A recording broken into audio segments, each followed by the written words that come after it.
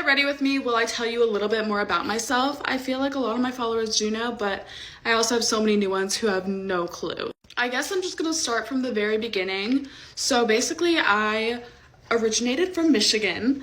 I lived in a really small trailer park where not many people make it out of.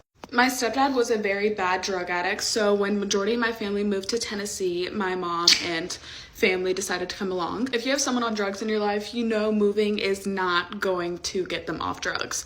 So that just kind of spiraled into him constantly losing his job, in and out of jail.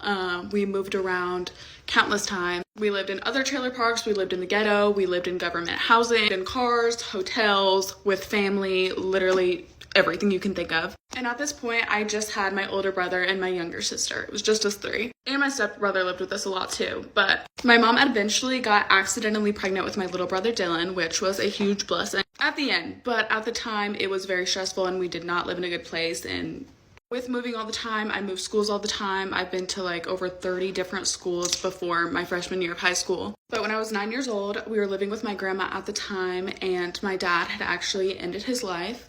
I found out later on in life that he had begged for me, like specifically me, to come see him in California where he was living at the time, a month before he ended his life. And of course he wasn't in a good place. My mom was like, I'm not sending my 9-year-old out there. But I actually found this out this year and it literally broke my heart. There's so much I can't really tell what's all in between. There's so many stories that just pop up and traumatic events that I don't remember.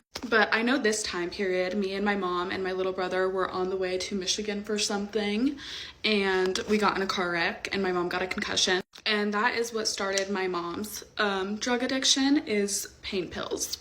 After being evicted so many times and knowing that nothing was going to change, when I was 14, I ended up going to live with my boyfriend because his mom was a recovered addict and she saw my situation and asked me to come live with them, which I really appreciated at the time. So that was the last house I lived in with my whole family, and my mom actually ended up dying. Like, she's here, but like she died from fentanyl overdose and got revived and everything. So basically my stepdad and my mom were just so deep into drugs and I knew nothing was going to change. My stepdad had recently got like 3 DUIs in 2 weeks. Also, somewhere in there, my mom got pregnant with Eli when she was on drugs. So that sobered her up for a little bit, but did not last. So for the past 6 years, I have not lived with my family. I didn't even really talk to my mom more than like twice a month. My little brother Eli last year got into their drugs and almost died, which is what got my siblings taken away and put in foster care. If you don't know, they are in foster care. That alone was one of the scariest phone calls of my life. My mom called me and she just told me that I needed to get to the